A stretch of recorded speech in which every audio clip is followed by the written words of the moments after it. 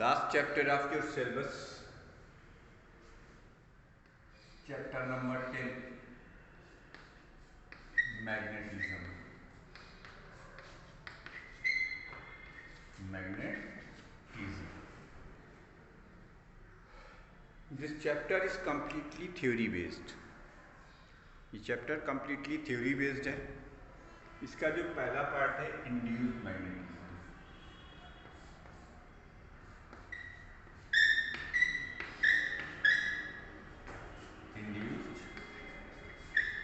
Magnetism. ठीक. अब देखो व्हाट इज द मैग्नेटिज्म. इसको मैं अपने लैंग्वेज में अगर समझाऊं, जैसे ये एक बार मैग्नेट रखा हुआ है. ये आप लैब में आओगे तो मैं आपको दिखा भी दूंगा. इस पर बना भी वो होता है नॉर्थ और साउथ पोल. अब ये चारों तरफ अपने एक रीजन क्रिएट करता है. उस रीजन में अगर आप कोई नेल, स्टील की नेल लाते हैं तो वो अट्रैक्ट हो जाती है. दूसरा बार मैग्नेट लाते हैं तो वो रिपेल हो जाता है. जैसे नॉर्थ और साउथ पोल है तो इनके बीच में रिपल्सन का फोर्स होगा. इसका क्या मतलब हुआ कि मैग्नेटिज्म एक प्रॉपर्टी है किसी सब्सटेंस की जिसकी वजह से वो दूसरे सब्सटेंस को अट्रैक्ट या रिपेल करता है. क्योंकि आपका लोअर क्लास है इसलिए मैं इसके बारे में बहुत ज़्यादा यहाँ पे चर्चा नहीं करूँगा, लेकिन फिर भी मैं आपको एक कॉन्सेप्ट देना बेटर समझता हूँ कि देखिए वो चाहे इलेक्ट्रिक अट्रैक्शन हो, चाहे मैग्नेटिक अट्रैक्शन हो या रिपल्सन हो, उन सब के लिए एक कॉमन कॉन्सेप्ट लगता है. वो कॉमन कॉन्सेप्ट क्या है वो मैं आपको बता देता हूँ. कॉमन कॉन्सेप्ट क्या है? देखो बेटा, कोई सोर्स होगा. सोर्स अपने चारों तरफ एक फील्ड प्रोड्यूस करेगा. उस फील्ड में कोई दूसरा मैग्नेट या मैग्नेटिक मटेरियल फोर्स एक्सपीरियंस करेगा. अब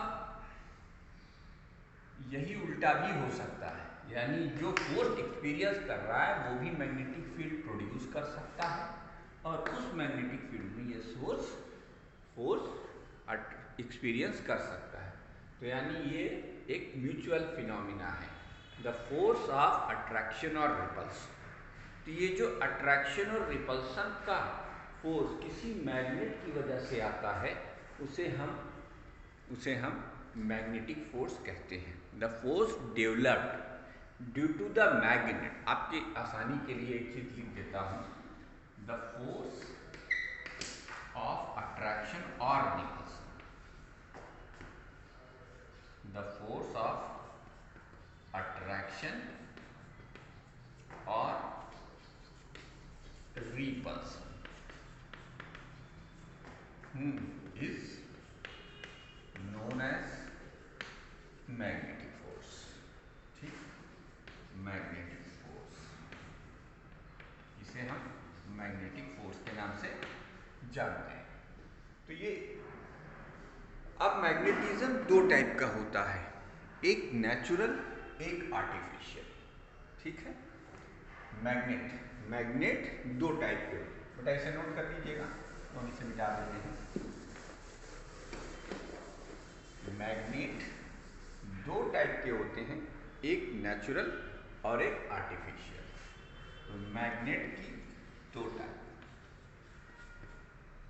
एक नेचुरल जो किसी जमाने में आज से बहुत 100 साल पहले पाया गया. कुछ ऐसे एलिमेंट और कुछ ऐसे सब्सटेंसेस अर्थ क्रस्ट से निकले जिनमें नेचुरल मैग्नेटिक प्रॉपर्टी थी, तो उसे हमने नेचुरल मैग्नेट का नाम दिया. और एक आर्टिफिशियल मैग्नेट. अब ये जो आर्टिफिशियल मैग्नेट है, आर्टिफिशियल, तो नेचुरल मैग्नेट क्या है भाई?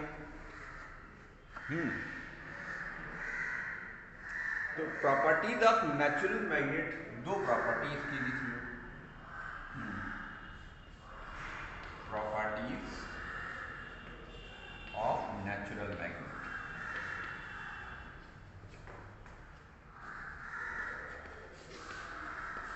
किसी नेचुरल मैग्नेट की दो प्रॉपर्टी. नंबर एक, It attracts small piece of iron. It attracts a small piece of iron. Number दो क्या है भाई इसकी property? It itself, it sets itself along north-south direction. It itself set along north south direction. Okay, तो ये एक natural magnet की दो प्रॉपर्टी है. ठीक, अब नेचुरल मैग्नेट के एग्जांपल्स क्या हैं? What are the examples of natural magnet? तो लोडेस्टोन एग्जाम, इसको नोट कर लो बेटा, तो आगे बताता हूं.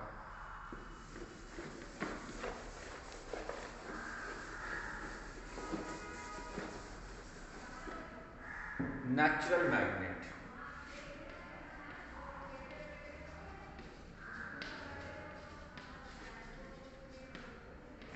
Examples of natural magnet.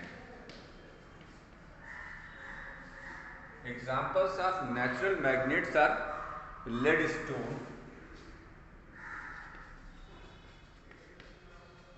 ये लेडस्टोन क्या है? An oxide of Fe2O3 ferric oxide, या an ore of iron oxide, an ore of iron oxide. So what is the leadstone? A natural magnet which is ore of iron oxide. What is this? Iron oxide. अब इसका formula भी अगर याद करना चाहो, इसका formula है Fe3O4. क्या है इसका फार्मूला? Fe3O4. ये नेचुरल मैग्नेट हो गया. ठीक, अच्छा. तो एक चीज ये समझ में आई कि the region around the magnet in which another magnet और magnetic material experiences a force is known as magnetic field. चलो ये भी लिख देता हूं. What is the magnetic field? ये भी तुम समझ लो. मैग्नेटिक फील्ड, द स्पेस और reason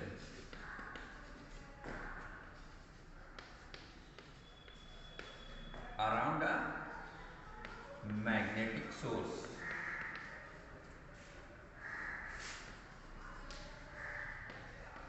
in which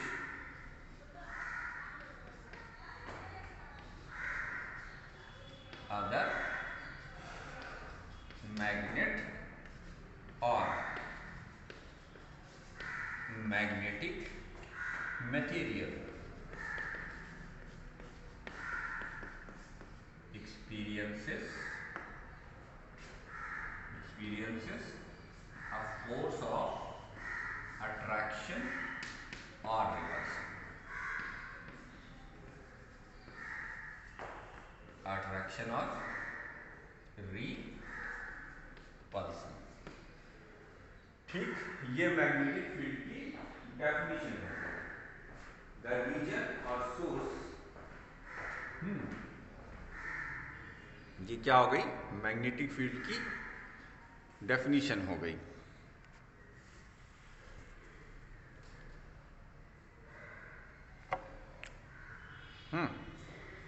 magnetic field की डेफिनेशन है. And the force experienced by the magnetic material और magnet is known as magnetic force. The force experienced by the magnet और magnetic material in the magnetic field is known as magnetic force. Note करते हैं. The force experienced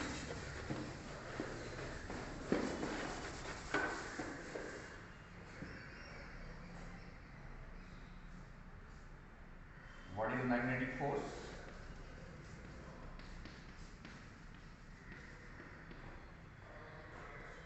The force experiences by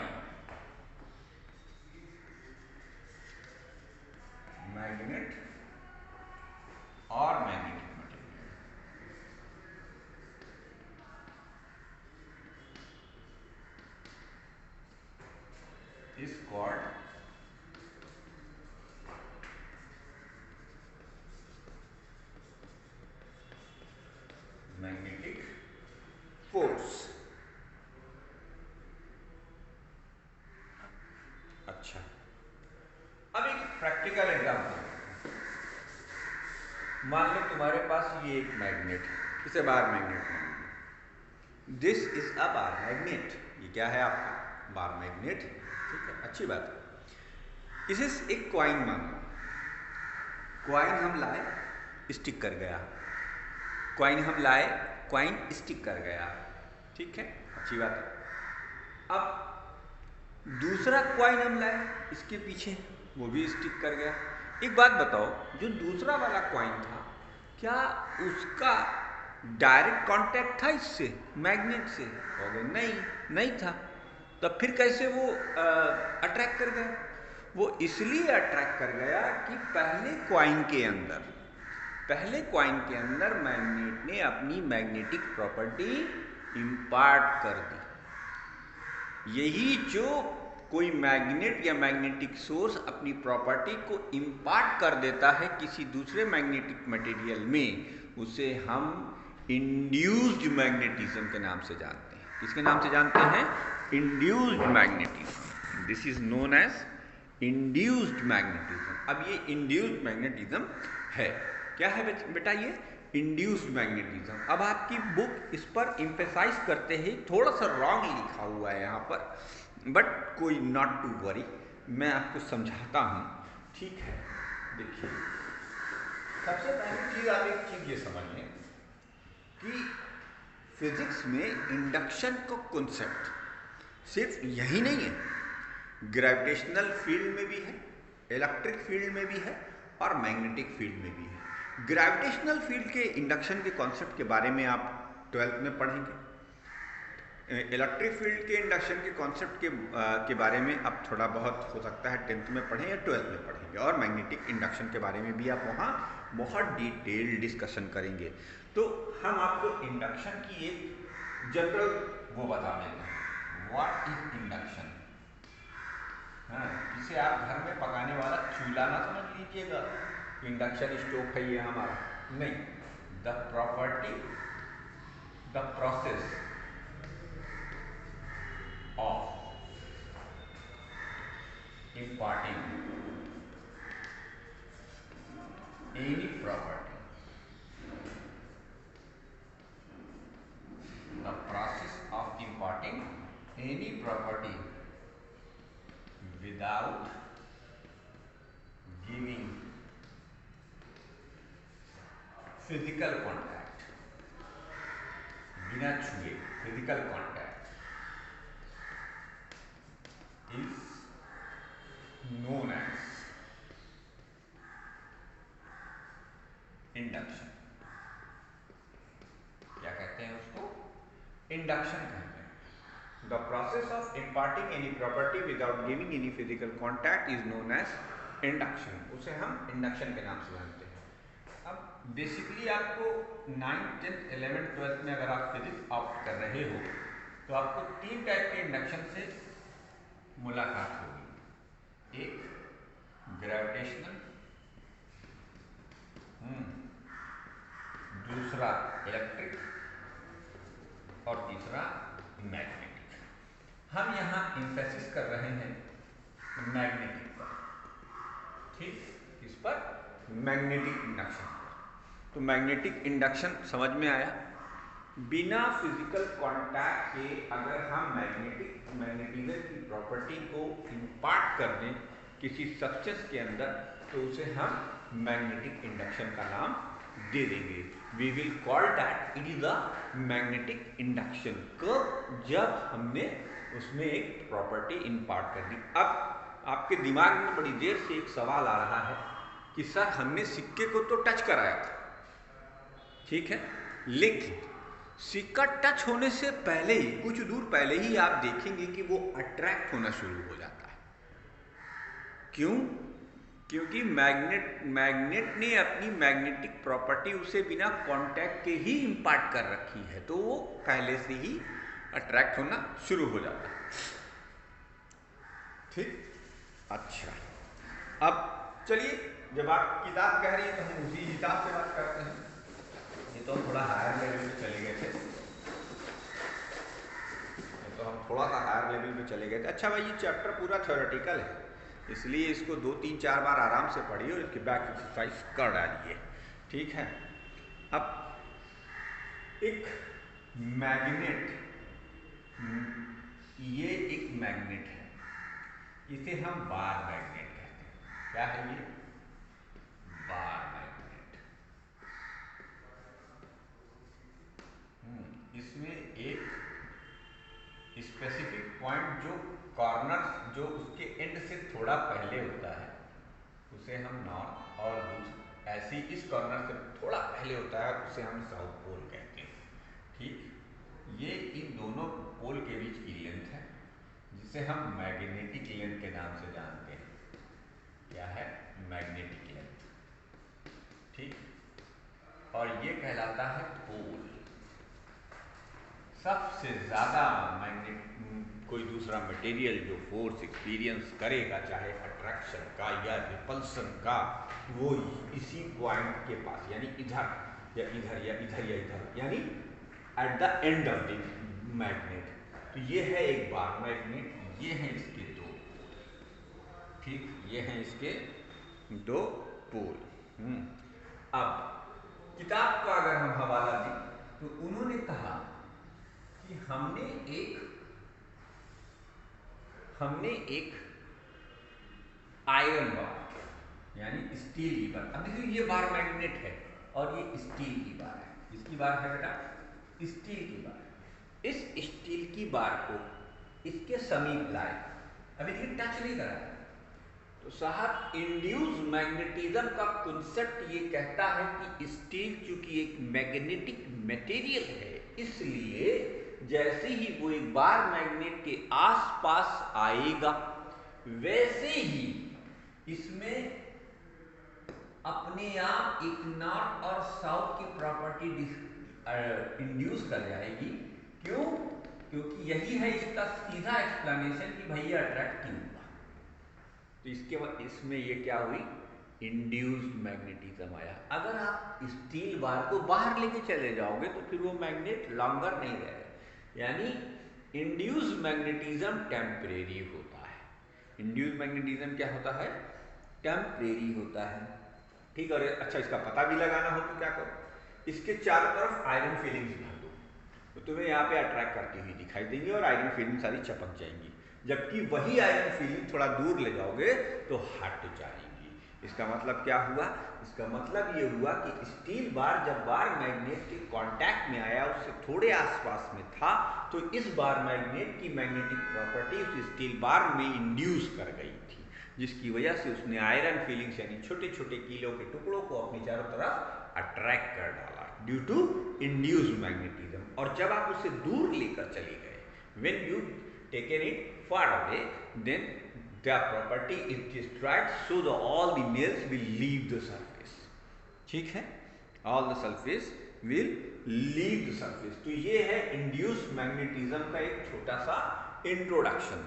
book में लिखा भी हुआ है, बक्से में लिखा हुआ है, the temporary magnetism acquired by the magnetic material when it is kept near or in contact with the magnet is called induced magnetism। उसे हम क्या कहते हैं? induced magnetism कहते हैं। तो जिन बच्चों के पास बुक हो सलीना जेटली वाली, तो उसमें जो 10 चैप्टर है वो पेज नंबर 200 और 201 पर ये चीज़ें कुछ पढ़ने की कोशिश करेंगे कि what is the induced magnetism, the temporary magnetism acquired by a magnetic material. The temporary magnetism acquired by a magnetic material is known as induced magnetism. क्या कहते हैं उसे? इंड्यूस्ड मैग्नेटिज्म, ठीक। अच्छा, इसमें एक और पॉइंट याद रखने लायक है कि टू लाइपोल्स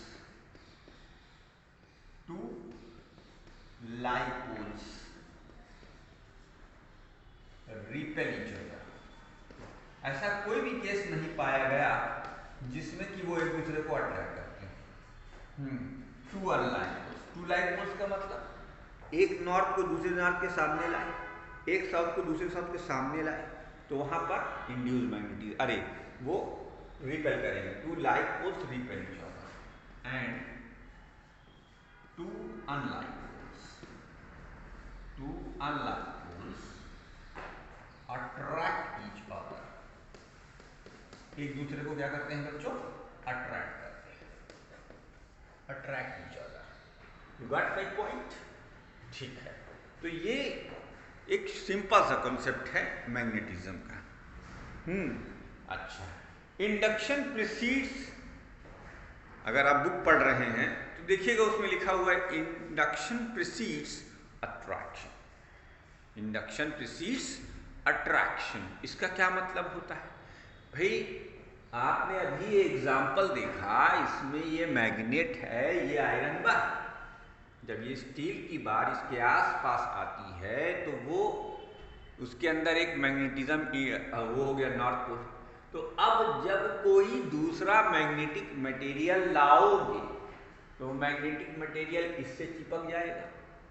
इसे क्या कहते हैं? अब जब आप किसी की तरफ बढ़ जाते हो तो अट्रैक्ट हो जाते हो, ठीक है, ये अट्रैक्शन की प्रॉपर्टी है। तो इंडक्शन से क्या मिलता है?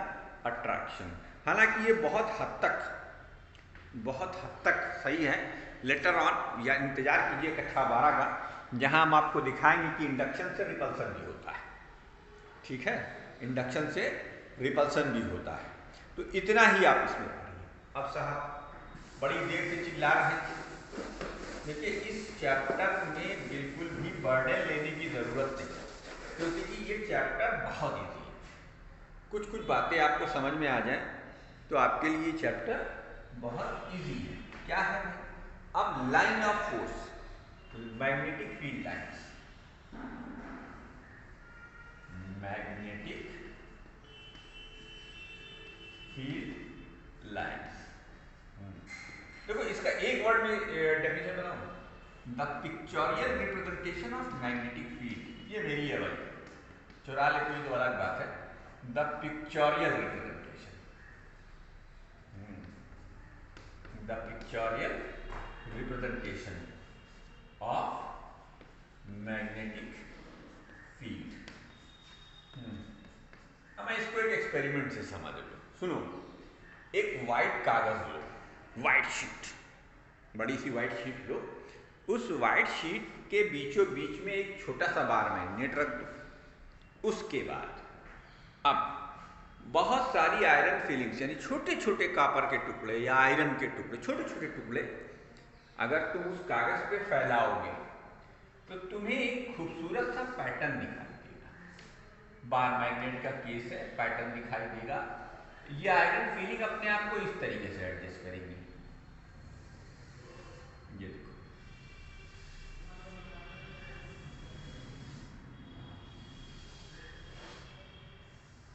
ये जो हमने दिखाया है इसी को हम मैग्नेटिक फील्ड कहते हैं। द स्पेस और रीजन, द स्पेस और रीजन, ये मैं पहले भी लिखा चुका हूं, ठीक है। तो अब ये मैग्नेटिक फील्ड लाइंस को, magnetic field lines magnetic field को रिप्रेजेंट करती है। मैग्नेटिक फील्ड एक वेक्टर क्वांटिटी है। पेज नंबर 202 पे पलटेंगे तो फिगर नंबर 10.4 में जो मैंने आपको बताया था वो चीज़ उन्होंने ड्रॉ करके आपको दिखा रखी है, तो उसे आप ड्रॉ कर लीजिएगा। अब एक magnetic field line continuous curve होती है, यानी ये जो आपको नॉर्थ पोल से निकलती हुई दिखाई दे रही है या साउथ पोल से अंदर आएगी, जैसे ये नॉर्थ पोल से निकलती हुई दिखाई दे रही है तो ये साउथ पोल से अंदर आएगी, ठीक। यानी magnetic field lines north pole से ओरिजिनेट करती हैं, साउथ पोल पर टर्मिनेट करते हुए अंदर साउथ से नॉर्थ जाती हैं। तो मैग्नेटिक फील्ड लाइन की direction outside the magnet north से साउथ की तरफ होती है और इनसाइड द मैग्नेट साउथ से नॉर्थ की तरफ होती है। कहाँ होती है? साउथ से नॉर्थ की तरफ होती है। You got my point. अब the properties of magnetic field lines है ना, the magnetic field lines always originate. लिखिए, मैं एक एक लाइन समझाता जाऊंगा और बोलता जाऊंगा। Properties of magnetic field lines. तो इसकी जो पहली प्रॉपर्टी है वो ये they are closed and continuous curve. What I am telling you, ये कर्व पूरा पूरा बंद है। एक शेप को कर्व कहते हैं, कर्व क्या है, पूरा क्लोज्ड है, तो इसे और कंटिन्यूअस है, मतलब ऐसा नहीं बीच में कहीं कट गया, बीच में कहीं कट गया, नहीं नहीं नहीं नहीं, नहीं। एक बार एक लाइन अगर नॉर्थ पोल से ओरिएंटेट करती है तो सीधे साउथ पोल से अंदर जाएगी और अंदर साउथ से नॉर्थ जाएगी। तो close and continuous curve is the first property of magnetic field lines. ठीक है। दूसरी property, outside the magnet they are directed from, outside the magnet they are directed from north to south pole, and inside the magnet they are directed from south to north pole। ठीक। इसमें तीसरी चीज, I hope that कि आपने tangent के बारे में पढ़ा होगा। टेंजेंट एक ऐसी लाइन होती है, जैसे आपने शायद सर्किल में पढ़ा हो, देखिए टेंजेंट एक ऐसी लाइन होती है जो किसी भी कर्व को एक पॉइंट पर टच कर दी जाती है, इसे हम टेंजेंट लाइन कहेंगे। क्या कहेंगे? Tangent line. ये प्रॉपर्टी नंबर 3 डिस्कस कर रहा हूं मैं। ठीक, टेंजेंट लाइन। ठीक है। तो मैग्नेटिक फील्ड लाइन का एक सिग्निफिकेंस ये होता है कि जैसे आपने एक लाइन खींची, ये मैग्नेटिक फील्ड लाइन है, ठीक है। अब ये पॉइंट लिया, यहां पर अगर आप टेंजेंट खींच देंगे तो ये यहां की डायरेक्शन बताने लगेगी बी की। मैग्नेटिक फील्ड एक वेक्टर क्वांटिटी है, ये मैं बोल चुका। अगर आपने यहां लाइन खींच दी तो ये यहां का टेंजेंट बताएगा, ये मैग्नेटिक फील्ड लाइन है। आपने यहां लाइन खींच दी तो ये यहां की मैग्नेटिक फील्ड बताएगा।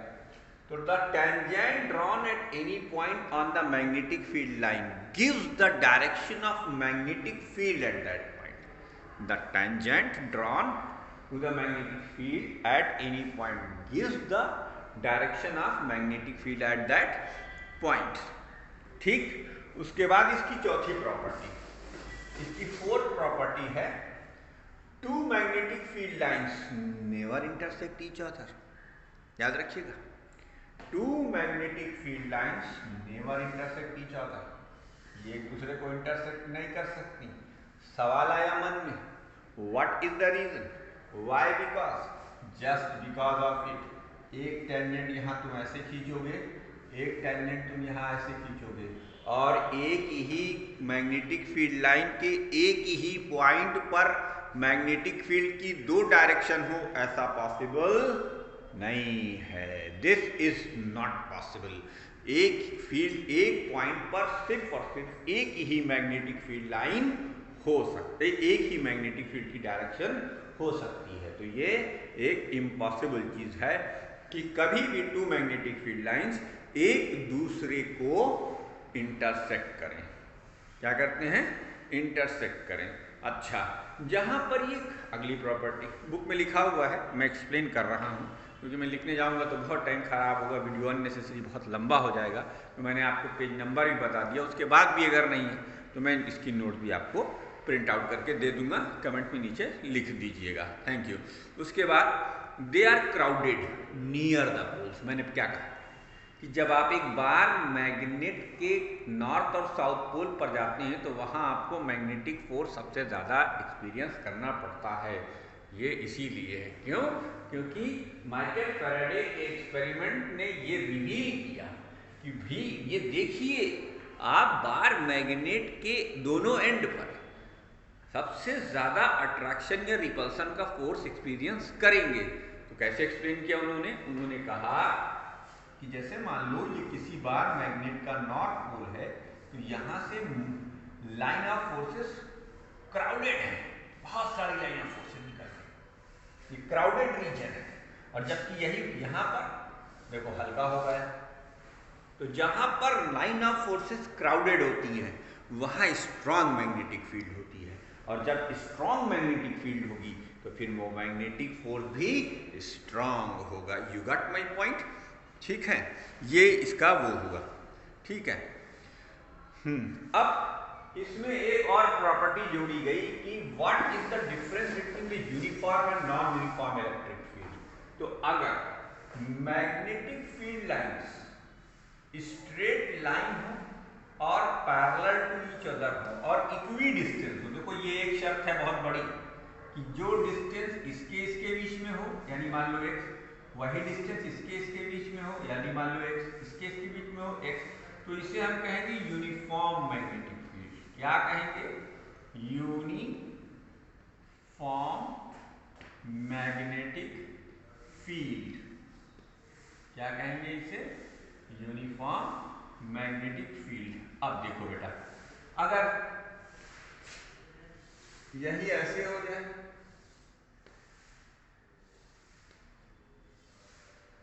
ये देखो, तो ये नॉन यूनिफॉर्म मैग्नेटिक फील्ड है। पूछो क्यों? क्योंकि इसके इस रीजन में फील्ड दूर दूर है और इस रीजन में फील्ड पास पास, ग्रीन लाइंस पास पास, तो ये नॉन यूनिफॉर्म मैग्नेटिक फील्ड है। तो non uniform magnetic field straight line छोड़कर और किसी भी कर्व से दिखाई जा सकती है, जबकि यूनिफॉर्म मैग्नेटिक फील्ड सिर्फ और सिर्फ स्ट्रेट लाइन कर्व से ही दिखाई जाएगी। बात समझ में आ रही? ठीक है। अब उसके बाद they believe like stretch, they behave like elastic stretch membrane. ये आप चाहे तो पढ़ लो, चाहे तो छोड़ो। तो 7वां पॉइंट ये अभी आपके एक्सप्लेन के बियॉन्ड लेवल है, इसको एक्सप्लेन नहीं करेंगे। अब अर्थ के फेवर में magnetic, evidence in the favour of earth magnetic field, इसका अगला पॉइंट है। Evidence in the favour of earth magnetic field existence. A freely suspended needle का हमेशा नॉर्थ साउथ डायरेक्शन में रुकना क्या इंडिकेट करता है? जैसे मान लीजिए कि ये हमारे हाथ में एक नीडल है, इस नीडल को हमने कितना भी घुमाया, लेकिन जब हम इसे फ्री छोड़ेंगे ये हमेशा नॉर्थ साउथ डायरेक्शन में से जाकर टिक जाएगी। क्यों टिक गई?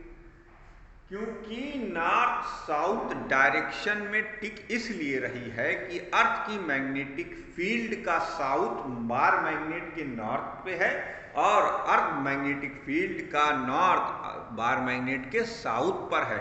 तो एक साथ साउथ और नॉर्थ तो रह सकते हैं, लेकिन नॉर्थ नॉर्थ या साउथ साउथ नहीं रह सकते, क्योंकि आपने जहाँ पे नीडल को सस्पेंड किया है वहाँ कोई दूसरा मैग्नेट नहीं है, इसलिए जो वहाँ मैग्नेटिक फील्ड मानी गई वो मानी गई किसकी? अर्थ की। तो ये पहला सबूत था। इसको और प्रिसाइज वे में कहा जाए तो neutral points, availability of the neutral points outside the magnet. किसी मैग्नेट के 4 पॉइंट ऐसे होते हैं जहां पर, किसी भी मैग्नेट में 4 ऐसे पॉइंट होते हैं जहां पर अगर आप किसी दूसरे मैग्नेट को लाएं तो बड़े ताज्जुब की बात है कि वो उन चारों पॉइंट्स पर कोई फोर्स एक्सपीरियंस नहीं करेगा। अब आपके मन में एक सवाल आया कि मैग्नेटिक फील्ड तो थी बार मैग्नेट की या किसी मैग्नेटिक मटेरियल की, फिर दूसरा वाला मैग्नेट उसमें फोर्स क्यों नहीं एक्सपीरियंस कर रहा है? देखो बेटा, फोर्स एक्सपीरियंस करेगा इसके लिए मैग्नेटिक फील्ड होना चाहिए। तो दिमाग तो कह रहा है कि भाई बार मैग्नेट की तो मैग्नेटिक फील्ड होनी चाहिए, कंटिन्यूअस कर्व होता है। लाके उन 4 पॉइंट्स पर अर्थ की मैग्नेटिक फील्ड ने बार मैग्नेट की मैग्नेटिक फील्ड को कैंसिल करके रखा हुआ है। इस वजह से किसी तीसरे मैग्नेट को जब हम वहां लाते हैं उन 4 पॉइंट्स पर स्पेशली, तो हमें वहां कोई मैग्नेटिक फील्ड, कोई मैग्नेटिक फोर्स नहीं दिखाई देता है। तो availability of the neutral point around the magnet is the second evidence in the proof of existence of Earth's magnetic field. Now come to the third point. तीसरा evidence क्या था कि आप एक मैग्नेटिक मटेरियल लीजिए, लकड़ी नहीं, कोई मैग्नेटिक मटेरियल जैसे आयरन, कॉपर, स्टील, ये सब क्या है? मैग्नेटिक मटेरियल हैं। अब इन मैग्नेटिक मटेरियल्स को आप डीप बरीड कर दीजिए, जमीन में दफन कर दीजिए, 15-20 दिन इंतजार कीजिए, उसे बाहर निकालिए, आप देखेंगे कि वो मैग्नेट बन चुका है। तो यार आपने तो मट्टी में दफन किया था ना, तो मट्टी में जो चीजें दफन होती हैं वो तो फना हो जाती है, ये फना नहीं हुआ, ये मैग्नेट बन गया। अब वो जो आपने बार डाली थी, जैसे मान लीजिए इस बार को दफन कर दिया, 15-20 दिन के बाद बाहर निकाला, तो इस बार को स्टील की बार ही रहना चाहिए था, अगर ये स्टील की है, लकड़ी की तो गाड़ने से कोई फायदा ही नहीं हुआ। लेकिन स्टील की बार स्टील की न रहकर अब वो एक बेहतरीन शानदार नेचुरल मैग्नेट की तरह बिहेव कर रहा है। क्यों? इसका मतलब उसके अंदर मैग्नेटिक प्रॉपर्टी इंड्यूस्ड की। तो भैया मट्टी में हमने बार दफन किया था, हमने मैग्नेट नहीं दफन किया था, तो ये कहाँ से आई? इसका मतलब अर्थ के पास अपना मैग्नेटिज्म है जो उसने इंड्यूस कर दिया उस मैग्नेटिक मटेरियल में, और इसलिए वो मैग्नेटिक मटेरियल क्या हो गया? अब वो एक प्रॉपर मैग्नेट बन गया। तो these are the 3 main evidence in the existence of earth magnetic field. Page number 202 पर छोटा छोटा 3 लाइन लिखिएगा हैं कि एविडेंस क्या है। ठीक, you need not to explain a tree, मैंने एक्सप्लेन कर दिया उसे। ठीक, उसके बाद ये अर्थ वाला आप छोड़ दीजिएगा। Plotting of uniform magnetic field मैंने आपको बता रखा है। Plotting of non uniform magnetic field भी मैंने आपको बता रखा है, इसमें तमाम तरीके के दिए हुए हैं। वो जो न्यूट्रल पॉइंट की हम बात कर रहे थे, वो न्यूट्रल पॉइंट के बारे में दिया है। मन करे तो पेज नंबर 205 और 6 पढ़िएगा, ना मन करे तो ना पढ़िएगा। एक्सरसाइज 10A को पूरा सॉल्व कीजिएगा, अगर नहीं समझ में आएगा तो मुझे बताइएगा। ठीक है, तो ये था आपका चैप्टर 10A। आज ही हम मूड में हैं चैप्टर 10 भी खत्म करने के, इसीलिए हम आपको एक चीज बताएंगे, इलेक्ट्रोमैग्नेट क्या होता है। What is electromagnet? अब इलेक्ट्रोमैग्नेट क्या होता है?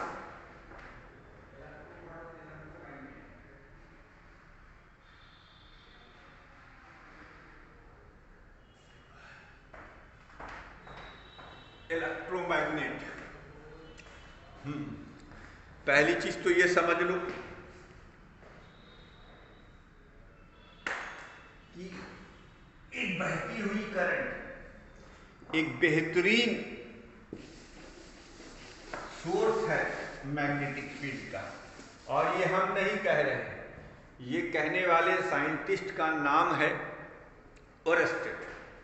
ओरेस्टेड ने एक्सपेरिमेंटली ये करके दिखाया कि मान लो तुम्हारे पास ये इलेक्ट्रिकल स्विच है, हाँ, इस इलेक्ट्रिकल स्विच में तुमने एक बार, अरे एक वायर, कंडक्टिंग वायर लगाया है। क्या लगाया है? Conducting wire. ठीक, इसके नीचे तुमने एक मैग्नेटिक नीडल रखी, मैग्नेटिक नीडल। अभी इसमें कोई करंट नहीं है, इसमें कोई डिफ्लेक्शन नहीं है, ध्यान से देखना। अब इसको हमने क्लोज किया,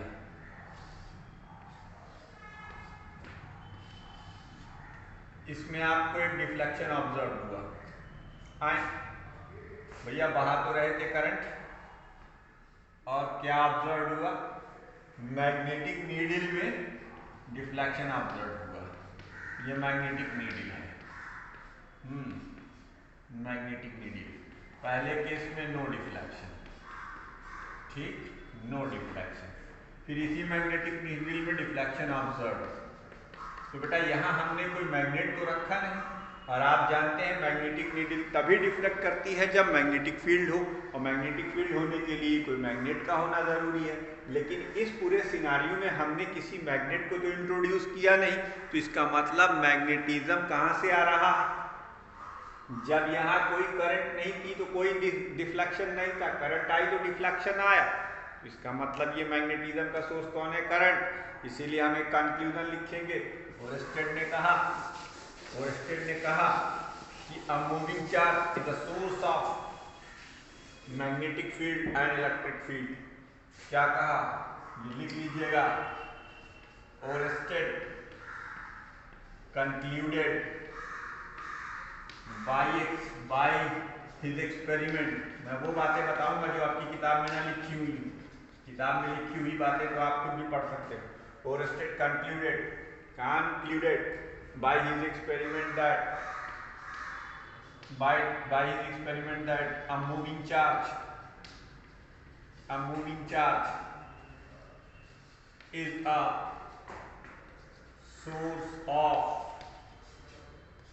magnetism, magnetic and electric field, magnetic and electric field। चलो इसे लिख लो, मैग्नेटिक एंड इलेक्ट्रिक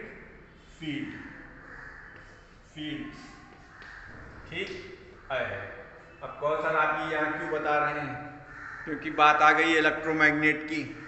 बात किसकी आ गई?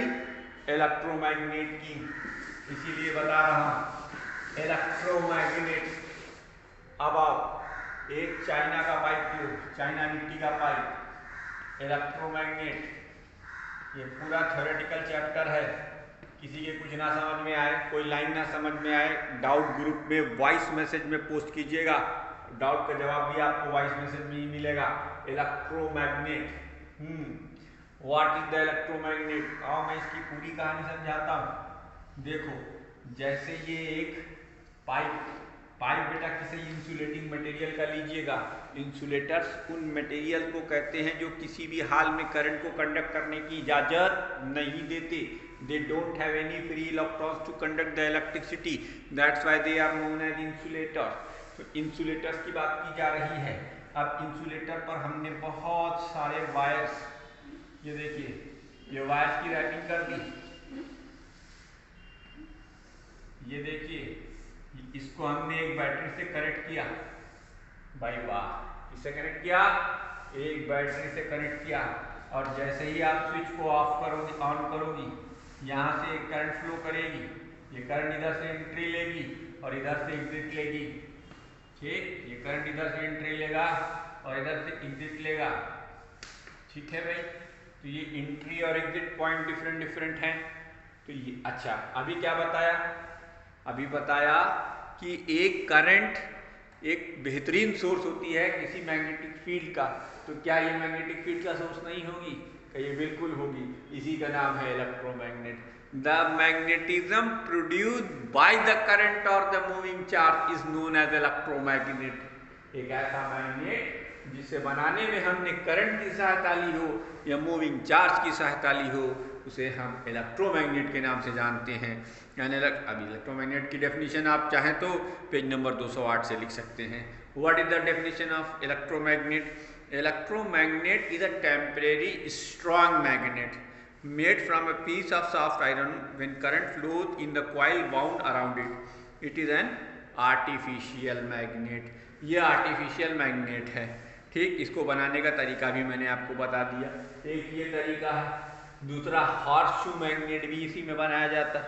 कैसा बेटा? Horseshoe magnet. तो हॉर्सशू यानी घोड़े की नाल, तो घोड़े की नाल वाला तरीका भी आप सीख लीजिएगा, बुक में दिया हुआ है। Way to increasing the magnetic field, way of increasing the magnetic field of an electromagnet, वो कैसे होगा? By increasing the number of turns, ये पढ़ लीजिएगा। परमानेंट मैग्नेट भी पढ़ लीजिएगा और कंपैरिजन। उसके बाद अगर कुछ ना समझ में आए तो मुझसे बात कीजिएगा।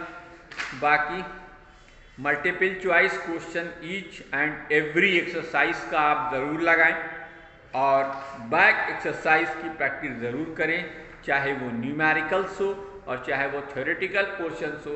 इसी के साथ आपका सिलेबस कंक्लूड होता है।